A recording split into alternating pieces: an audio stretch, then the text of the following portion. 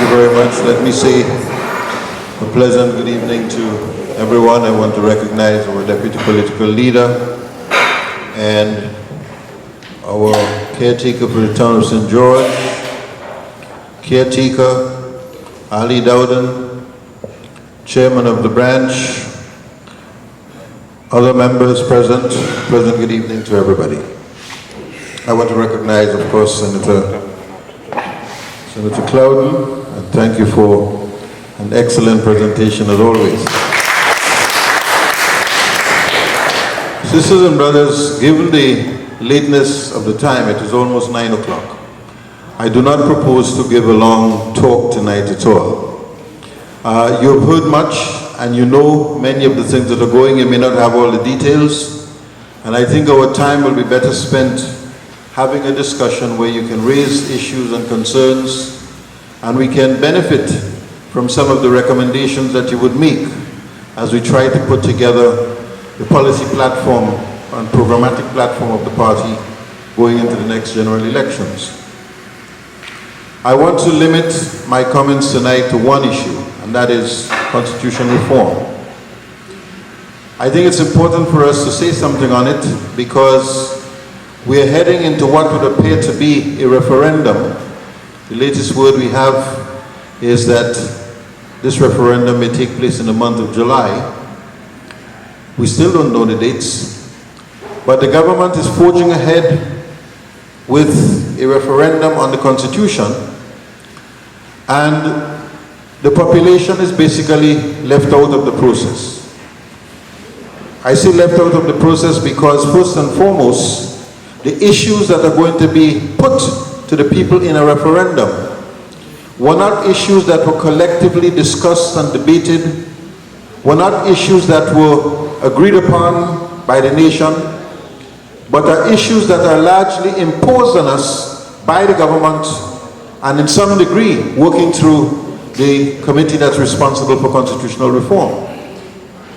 The committee itself, by the procedures that they followed, came up with some recommendations which, while we have no difficulty with them, because they're largely cosmetic in nature, they simply sought to correct typographical and other grammatical and in some cases merely nominal issues in the Constitution by changing the names of things, adding an E where letters are left out, changing one name to something else and so on, without getting to the heart and soul of constitutional reform, which has to do with how do we change the Constitution so as to improve the operation of our democracy?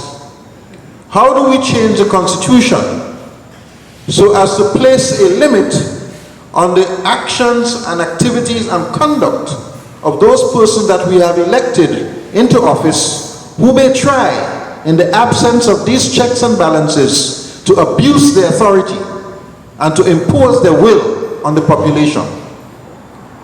How do we prevent some of our leaders from engaging in high-handed, arrogant behavior without any regard for the feelings and sentiments of the people? That's what the constitution reform should really be about. Tackling this, putting the systems within the Constitution so as to make it more workable and more consistent with international best practices. Instead of addressing these fundamental issues, the committee and the government decided they will focus on the things that are so-called non-controversial. In other words, things that will not test the character and integrity of our leaders, things that will not test the courage of our leaders to put checks on themselves and limit their behavior and subject their activities and their actions to the will of the people who elected them into office. So what do we have? We have a change coming that talks about changing the name of the state. We have a change coming that talks about changing the name of the Commissioner of Police or Chief of Police, adding an E in Petit Martinique, and some other changes which do not address the bigger issues. We say, if the Constitution is going to be amended, yes, fix those things. Wherever you see dirt or disorder, you need to tidy it up. Wherever you see grammatical errors in a speech or a statement, you need to fix them. So we are not here objecting to cleaning up untidy stuff. What we are talking about really is dealing with the big issues. And I want to suggest that there are 5 or 6 issues that this constitution reform process ought to have addressed in a fundamental way that it did not. First, the question of term limits of the Prime Minister. Every single commission and body that have looked into the reform of the Grenada Constitution has said we should place a limit on the term that a Prime Minister serves as Prime Minister. And the recommendation, every single recommendation said that term limit should be 2 terms. Every single one of them. The Prime Minister says he has no difficulty with it. That's what he told the people when he went in Barbados. He had no difficulty with it because he's talking to the international community. But the fact is, even though all the bodies have recommended this, and even though the committee itself, after preparing its first draft following the consultation that took place in the Trade Center on October the 15th of 2014, the committee itself recommended that we should make it 2 terms. But in the dark of night, this recommendation changed from 2 terms to 3 consecutive terms. And the way that this is worded, it seemed to suggest that the Prime Minister may serve for 3 consecutive terms, take a 5-year break, like Putin has done in Russia, and then come back for another 3 consecutive terms. This is not acceptable. And this is one of the issues that we are saying must be tackled in any serious constitution reform. The second issue has to do with the fixed date for holding general elections. 81 countries in the world have inputted into their constitution a provision that sets the date for the holding of general elections. In the case of the United States, everybody knows, we grew up knowing it, everybody knows the first Tuesday in the month of November, every 4 years, is election day in America. General elections for the presidency of the United States. So you can predict with certainty what date American election will be held in 2040. You don't have to guess. What we say is, this must be put in our constitution so as to give us the certainty, the predictability. The nation must not be played like a violin by the Prime Minister. The nation must not be used, election must not be used like a yo-yo by the Prime Minister.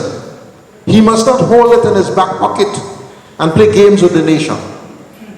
We must all know the date so we can plan around it, we can plan for it. Investors can know when it's coming. They can make their investment and business decisions based on it. Businesses can make their business decisions and investment decisions based on it with certainty so that nobody has to be guessing.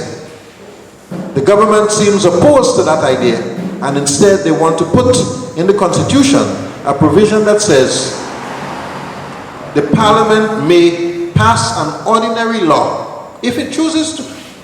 The parliament may pass an ordinary law to decide what the date of election is going to be.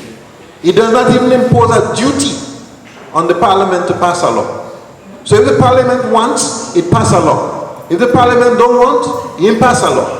And even if the parliament pass a law, the parliament can decide any day we're going to revoke that law. Because it's an ordinary law, it's not in the constitution. And this is extremely worrying.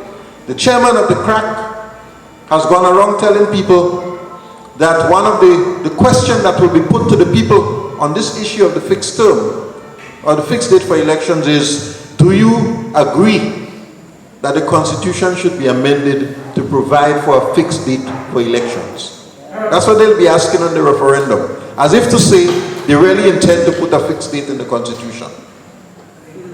Even on an issue like this, little games are being played with the nation. This is an insult. This issue is not addressed. Thirdly, the question of the tenure of the Prime Minister, of the Governor General. Our Constitution, basically, if you look at it, it says that the Prime Minister must decide who the Governor General is in the present construct. We have said no, this should not happen. The Prime Minister should not make that decision in effect by himself or herself, that the Parliament, sitting as a Parliament, what we call a college of the parliamentarians, should meet and decide who the Governor General is going to be. Because if we do it that way, then we know that the person who is elected as the Governor General will be somebody who has the respect, who commands the respect of all the parliamentarians. Put up some names, 2, 3 names, and let the people vote on it, so that no one person is there. And if we take that approach, we'll put an end to this practice where Governor Generals are changing because the political party in office changes. So one come in, one go out, one come in, one go out. And then we have a law that says, if you were the Governor General and you cease to be the Governor General, you must get a pension. And that pension must be exactly equal to your salary. So we end up having 5 Governor Generals.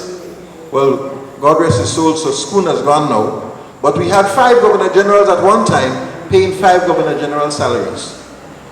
Now that Sir Paul Schoon has gone, we have 4 Governor Generals getting 4 Governor General salaries. And we say this must end. The government said they were agreeing to that. The law was drafted. All of a sudden, the Legal Affairs Minister came and said, we ain't agree with that anymore. We're not going ahead with that. No explanation. Yes? Then there's the issue of the right of the parliamentarian, of the citizens to recall a parliamentarian.